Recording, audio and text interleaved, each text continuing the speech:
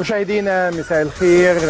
دعونا نهتم بقضية قد لا يهتم بها الكثيرون، قضية اجتماعية أخلاقية تعليمية، وهي تتعلق بالمدرس المتهم الآن بتصوير الطالبات عاريات والاعتداء الجنسي غير الكامل عليهن بعد تهديدهن بنشر الصور على الإنترنت. أعتقد أن القضية يمكن أن يهتم بها كل بيت عنده طالب أو طالبة، وأسوأ أنواع الفساد كما نؤكد هو الذي يرتدي ثوب الفضيلة. يعني حينما يأتي الفساد من القاضي أو من شيخ المسجد أو من المعلم، أعتقد أنه هنا أسوأ أنواع الفساد، وبالتالي يمكن أن يستشعر كل مواطن بالخطر من هذه الحوادث. طيب إيه اللي حصل في هذه القضية؟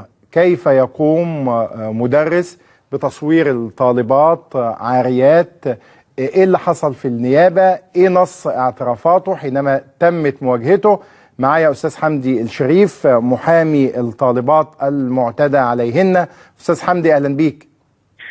اهلا استاذ وائل.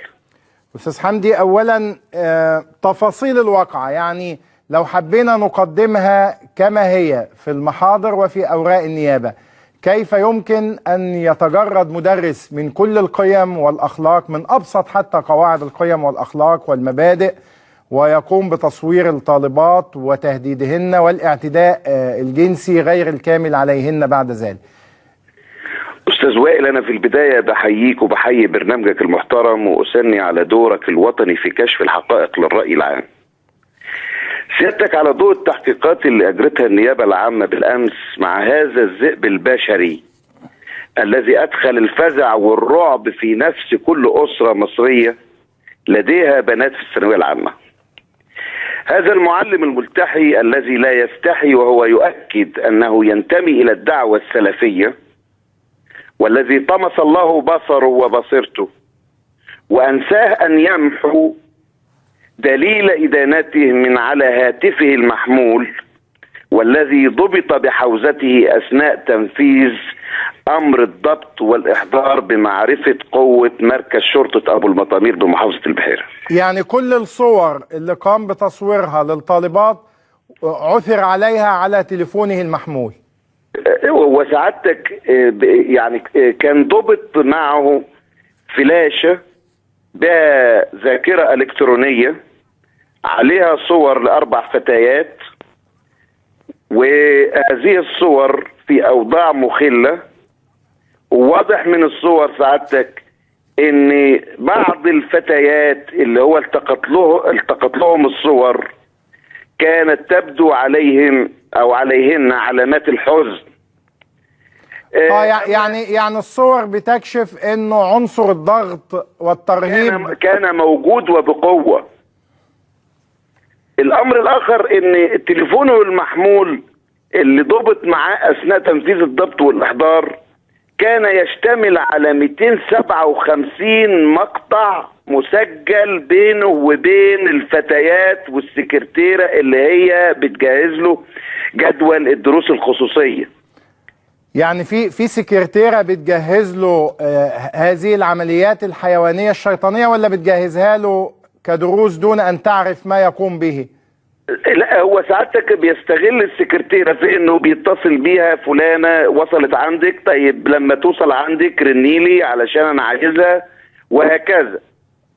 المقاطع دي سعادتك وجدت بعد ان وجد على هاتفه المحمول بعض المقاطع لافلام اباحية باللغة العربية. ايضا المقاطع المسجلة من مكالمات اجراها هو، وطرف مشترك في كل المكالمات هو بشخصه، واقر بصحة هذه المكالمات والمحادثات، لان هو اللي كان بيسجل المكالمات. من ضمن الحيل اللي هو كان بيعتبرها وسيلة ضغط على تلك الفتيات مع هؤلاء الفتيات. يعني بيسجل كمان مكالمات للبنات غير التصوير يعني. ايوه، كل المقاطع اللي تم افراغ محتواها في التحقيقات بتؤكد صحة اعترافه بعد مواجهته بهذه المقاطع وتفريغها في التحقيقات. فوجئنا بان المتهم سيادة المدرس المعلم الفاضل ينهار ويجسم على المكتب الخاص بالمحقق السيد مدير النيابة بأبو المطامير، ويلتقط عنوة هذا التليفون المحمول دليل إدانته ويكسره، ومحاولا العثور على بطاقة الذاكرة وإلقائها من غرفة التحقيق اللي هي النافذة الموجودة بغرفة التحقيق لإتلاف الدليل، إلا أننا تمكنا وبمساعدة الشرطة بعد استدعائها من شل حركته والعثور على بطاقة الذاكرة، وتم استدعاء فنيين وتم إعادة جهاز الموبايل للتشغيل مرة أخرى. ده كان فين بقى، في النيابة ولا في القسم؟ في النيابة العامة في أبو المطامير أثناء التحقيق معه. يعني أثناء التحقيق معه حاول إتلاف الدليل اللي ضده وهو جهاز المحمول. الدليل بالقوة، وقاوم السلطات اللي كانت موجودة لأن تم استدعائها على الفور، لأنه هو حاول الفتك بالأساتذة الأفاضل وكلاء النيابة الحاضرين للتحقيق. طيب هنا أنا عايز بس أوضح يعني كيف كان يقوم بتصوير الطالبات وتهديدهن، يعني هل كان في منزله؟ سيادتك هو طبعا اكتشاف الواقعة تم ببلاغ من إحدى الفتيات التي كانت تذهب لإعطائها درس خصوصي في حجرة الدرس الخاصة به.